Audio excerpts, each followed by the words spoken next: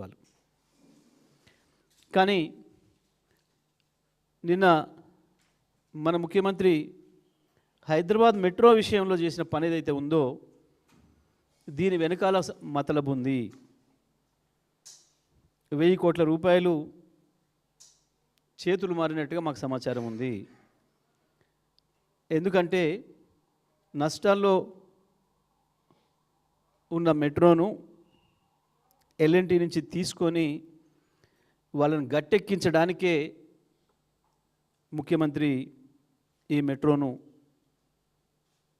ప్రభుత్వం చేతిలోకి తీసుకొచ్చిండు. మళ్ళీ ఒక 15,000 కోట్ల రూపాయల భారం తెలంగాణ ప్రజల నెత్తిన వేసిండు. ఉన్న ప్రభుత్వ రంగ సంస్థలనే నడపలేకపోతున్నారు, ఆర్టీసీనే నడపలేకపోతున్నారు.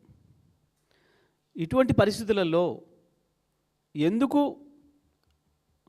వాళ్ళ దగ్గర నుంచి వెళ్ళి ఈయన తీసుకోవాల్సి వచ్చింది వెనుకకి? దాని వల్ల జరిగిన లాభం కూడా వెంటనే అర్థమైపోయింది. ఆ కంపెనీ ఎప్పుడైతే సూత్రప్రాయంగా ఇక్కడ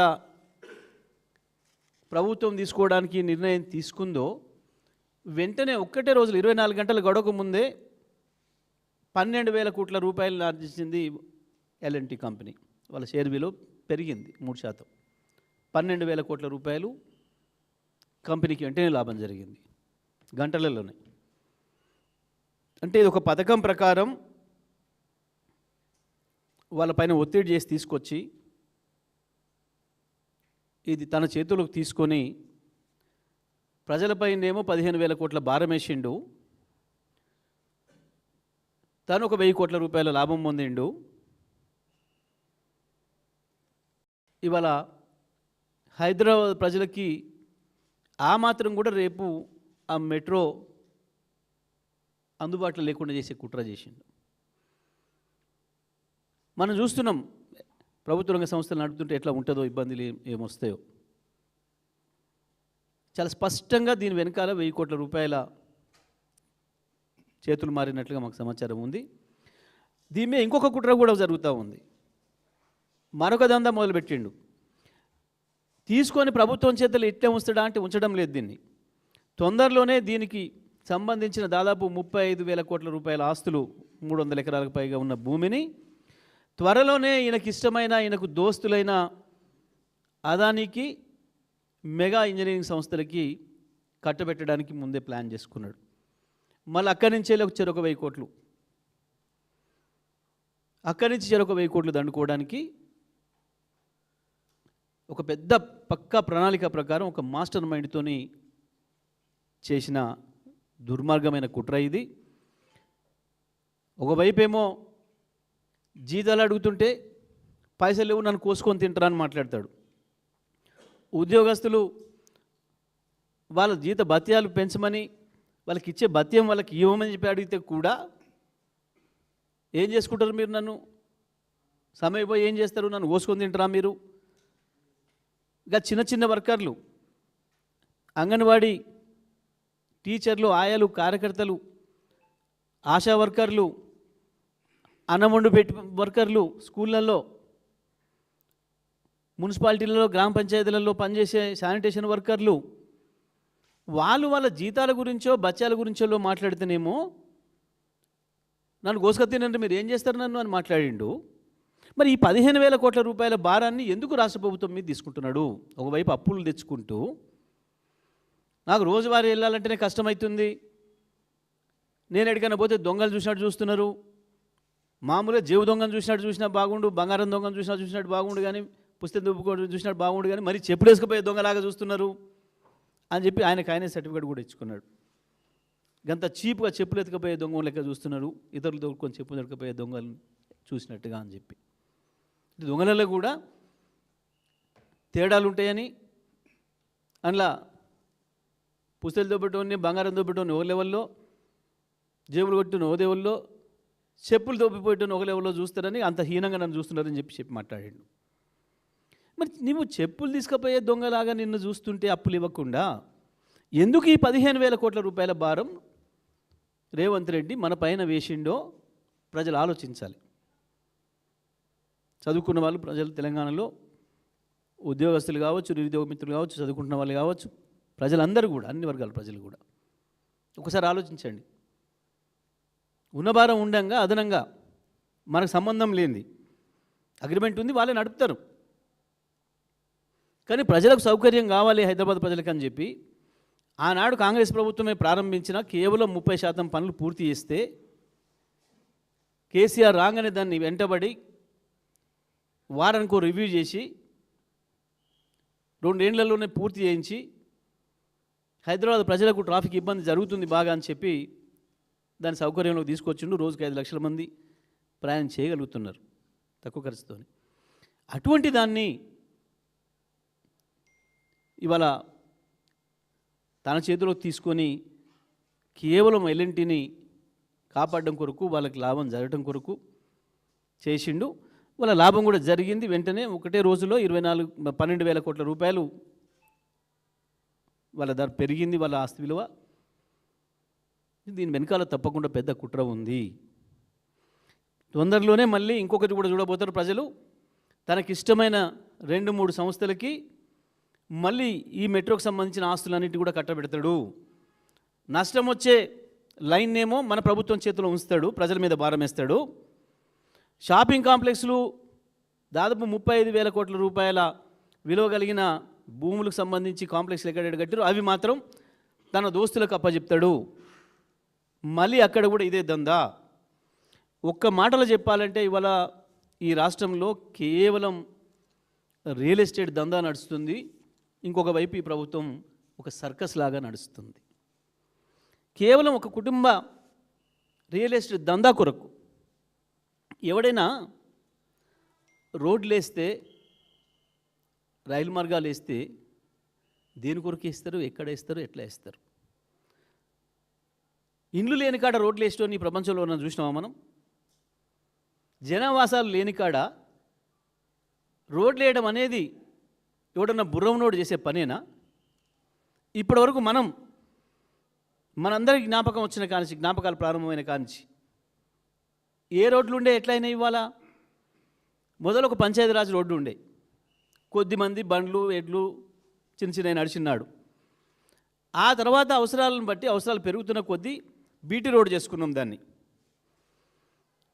ఆ తర్వాత ఇంకా కొంత ట్రాఫిక్ పెరిగిన తర్వాత ఆర్ఎండ్బి తీసుకొని ఆర్ఎండ్బి రోడ్ చేసింది దాని స్టాండర్డ్లో. ఇంకా అవసరాన్ని బట్టి దాన్ని డబుల్ రోడ్లు చేసుకున్నాం. పెరిగిన జనాభాను దృష్టిలో పెట్టుకొని కేసీఆర్ గారు గ్రామాల నుంచి వెళ్ళి తప్పకుండా మండలానికి ఒక రోడ్డు, మండల కేంద్రాల నుంచి ట్రాఫిక్ ఎక్కువ ఉంటుంది కాబట్టి జిల్లా కేంద్రానికి డబల్ రోడ్డు, జిల్లా కేంద్రం నుంచి వెళ్ళి హైదరాబాద్కు తప్పకుండా 4 లేన్ల రోడ్లు ఉండాలి అని చెప్పి చేసిండ్రు. ఈ ప్రపంచవ్యాప్తంగా ఎక్కడైనా ఇదే చేస్తారు. ఇవాళ మనం అభివృద్ధి చెందిన దేశాలను కూడా అన్నింటినీ చూసి వస్తూ ఉన్నాం. మనం అమెరికాకు పోండి, ఇంగ్లాండ్కు పోండి, కెనడాకు పోయింది, ఆస్ట్రేలియాకు పోయింది, చైనాకు పోండి, రష్యాకు పోండి. అవసరాలు పెరిగిన కొద్దీ రోడ్డును వెడల్పు చేసుకుంటూ పోతారు. ఇప్పుడు మనం ఈ విజయవాడ హైవే చూస్తున్నాం.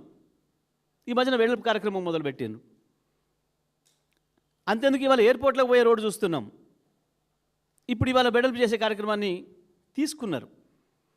ఏ రోడ్డు చూసినా మీరు కరీంనగర్ పోయే రోడ్డు చూడండి, నాగపూర్ పోయే రోడ్డు చూడండి, ముంబై పోయే రోడ్డు చూడండి, బెంగళూరు పోయే రోడ్డు చూడండి.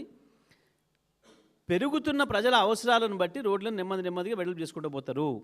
కానీ ఇండ్లే లేని చోట రోడ్లు వేయటం అనే మూర్ఖపు పని ఏ ప్రజాప్రభుత్వం చేయదు, ప్రజల డబ్బులతోనే అసలే చేయదు.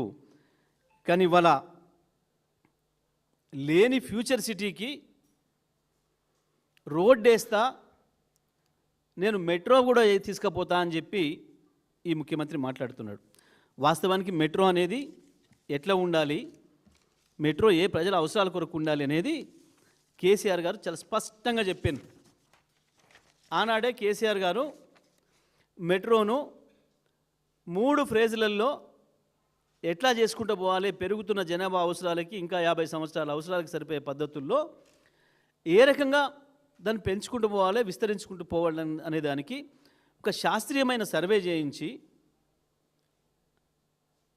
మెట్రో విస్తరణను కూడా చెప్పారు. చాలా స్పష్టంగా క్యాబినెట్లో చర్చ చేసి మంత్రుల సలహాలు సూచనలు కూడా తీసుకొని, ఇంకా కొన్ని చోట్ల ఏదైనా మిస్ అయింది, ఇగో ఇది అవసరం ఉంది అని అనుకున్న చోట పెంచి నిజంగా అక్కడ అంత అవసరం ఉందా లేదా, మంత్రులు ఎమ్మెల్యేలు అడిగినంత మాత్రాన మనం ఇవ్వద్దు. అక్కడ అవసరం ఉందా లేదా, అంతమంది ఆదాయం వస్తుందా లేదా, అది నడవడానికి సరిపోయే పద్ధతుల్లో చూసి మాత్రమే చేయాలి అని చెప్పి స్పష్టంగా చెప్పాను.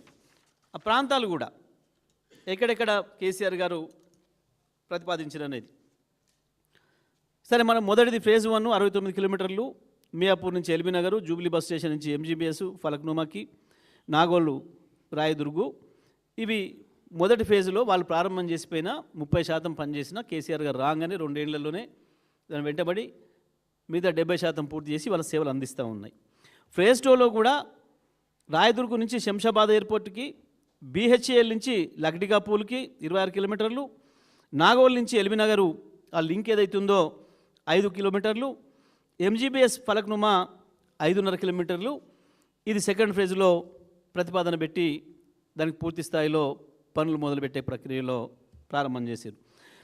అదేవిధంగా థర్డ్ ఫేజ్లో బీహెచ్ఎల్ నుంచి పటాన్ చెరు, ఇస్నాపూర్, ఓఆర్ఆర్ వరకు 13 కిలోమీటర్లు, ఎల్బీ నగర్ నుంచి పెదంబర్పేట 13 కిలోమీటర్లు, 8 స్టేషన్లు ఎల్బీ నగర్ నుంచి పెదంబర్పేటకి, శంషాబాద్ నేషనల్ హైవే మెట్రో నుంచి కొత్తూరు, షాద్నగర్ వరకు 28 కిలోమీటర్లు, ఉప్పల్ నుంచి గట్కేసరు, ఓఆర్ఆర్ నుంచి బీబీ నగర్ వరకు.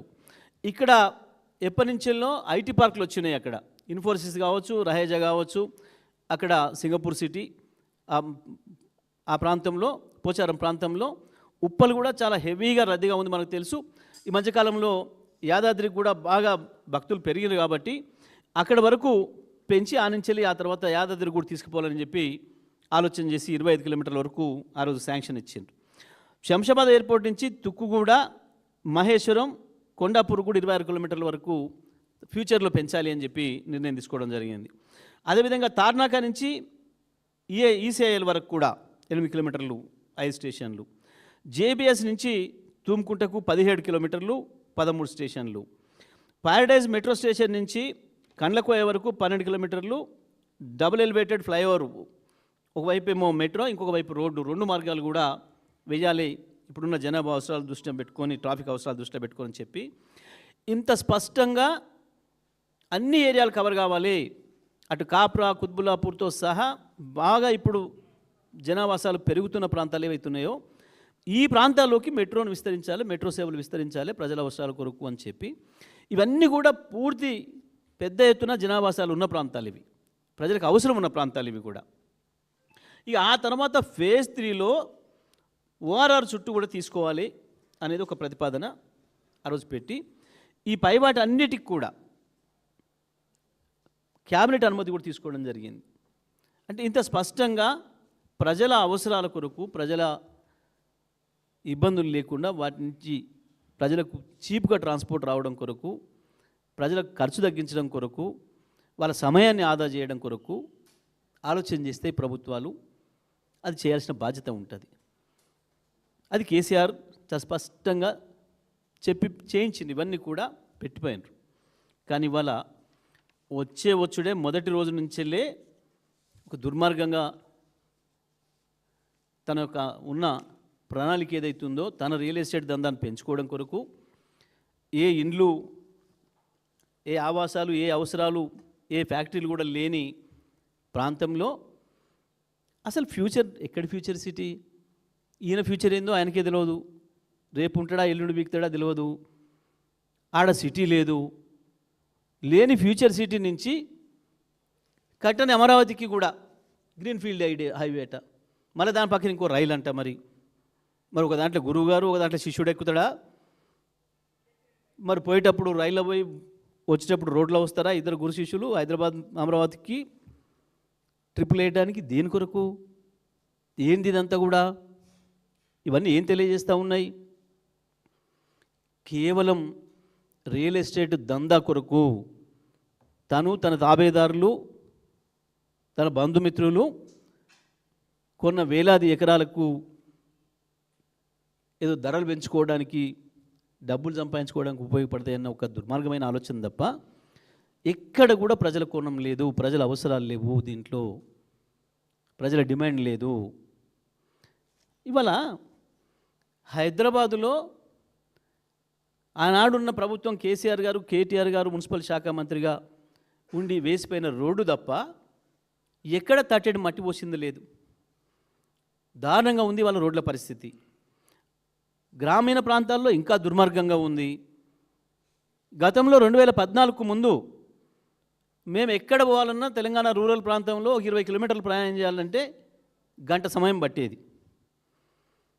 ఆ తర్వాత కేసీఆర్ గారి ముందు చూపుతోని ప్రతి గ్రామానికి, ప్రతి తండాకు కూడా రోడ్లు వేయాలని చెప్పి, ప్రతి గిరిజన గూడానికి గిరిజన తండాకు కూడా రోడ్డు ఉండాలి, 10 ఇండ్లు ఉన్నా అని చెప్పి రోడ్లు వేసి ప్రజల అవసరాలను తీర్చి ఆనాడు గంట సమయం పట్టిన దాన్ని 20 నిమిషాలలో పోయేటట్టుగా చేసిండ్రు.